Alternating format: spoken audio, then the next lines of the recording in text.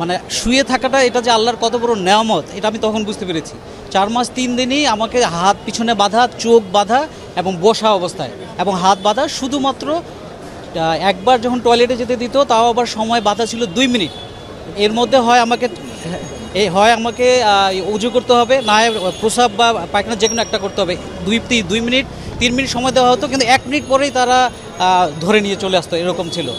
তো আপনার non stop ওখানে বসে কেউ শুইতে পারে না, হাত বাঁধা পেছনে বসেই ছিলাম। আর 6 জুন আমাকে ওখান থেকে নিয়ে যাওয়া হয়, কারণ আমি প্রতিটা দিন গুনতাম, একটা দিন গুনতাম।